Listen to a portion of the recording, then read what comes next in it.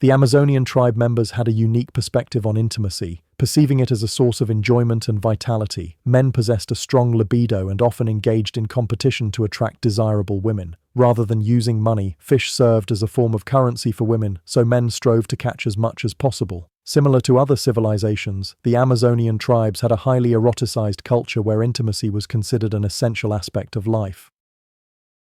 Among the Amazonian tribes, same-sex relationships, self-indulgence, and incest were stigmatized. Engaging in intercourse with members of other nations was also prohibited. The only permissible partners were cross-relatives, although villagers could sometimes make exceptions. The mythology and rituals of this people revealed various practices, including relationships with close relatives, same-sex encounters, and even connections with plants and animals, considered particularly peculiar. Some rituals involved role reversal, where men performed household chores while women took care of children. During women's menstrual cycles, a matriarchal social structure was observed, contrasting with patriarchal systems in other civilizations. Male-female relations in the Amazonian tribes were characterized by significant antagonism, and offensive public jokes were common. Men exhibited insecurity and fear toward women, yet they coexisted and collaborated harmoniously in daily activities. Romantic love often aroused suspicion, and married couples were expected to maintain distance and avoid excessive intimacy. Only newlywed couples within the tribe were allowed greater affection. These couples spent most of their time together, and as their bond grew, they became targets of playful teasing. According to legends, excessive thoughts about a spouse attracted snakes, jaguars, and evil spirits. A solitary young man was generally celibate, especially during specific periods. Towards the end of his isolation, he might succumb to temptation and engage in secret affairs. Upon discovery, his father would usher him into public life, signifying his transition into manhood and readiness for marriage. Delicately navigating the intricate web of relations within the village, he would arrange connections with multiple women. Establishing intimacy with most women could be embarrassing, however, since husbands might become jealous. Single girls faced no such challenges, as their fathers would be pleased if someone took an interest in them. Boys often sent gifts, usually fish, as a way to court them.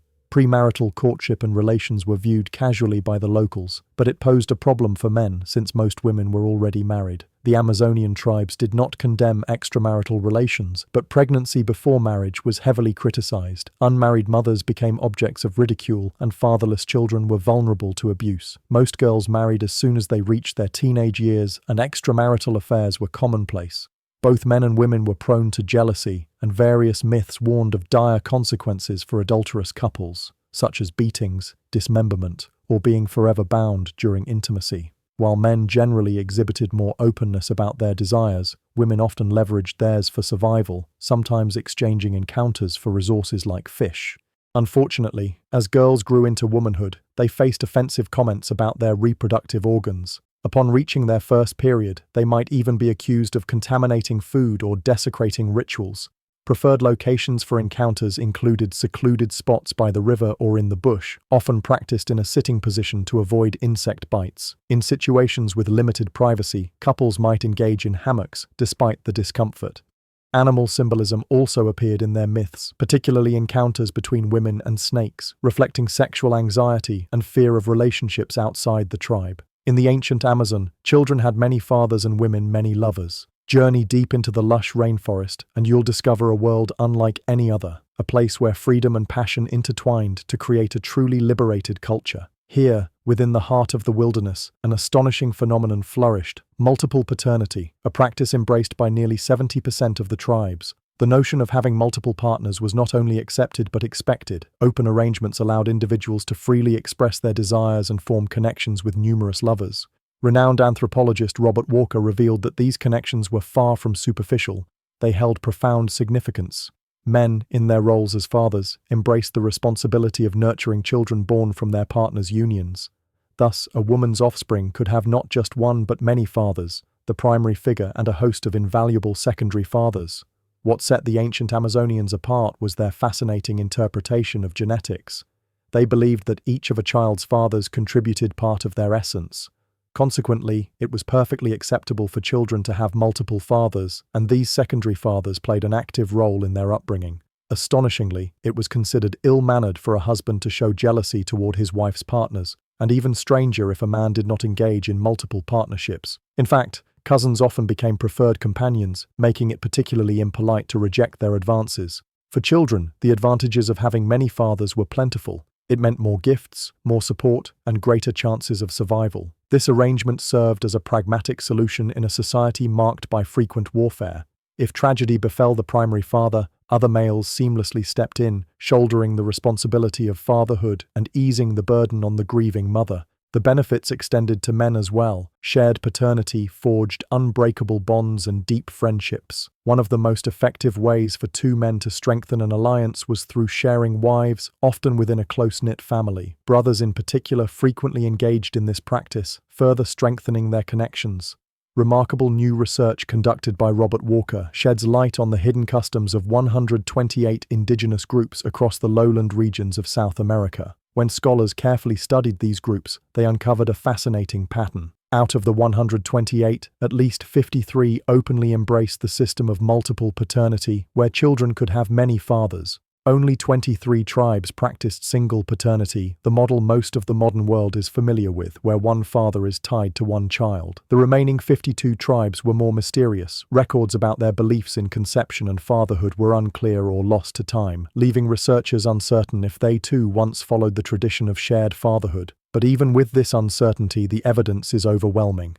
At minimum, 40% of these indigenous societies practiced multiple paternity. And in truth, the number might have been much higher, perhaps as many as 70% of all the groups. This means that far from being a rare or unusual custom, the practice of children having many fathers was a widespread and deeply rooted part of Amazonian life.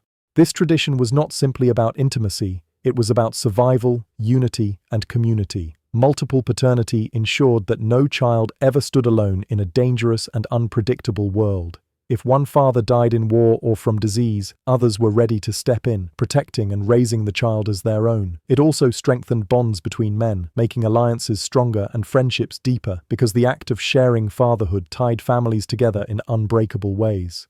For women, it meant security and stability, knowing that their children would never lack providers.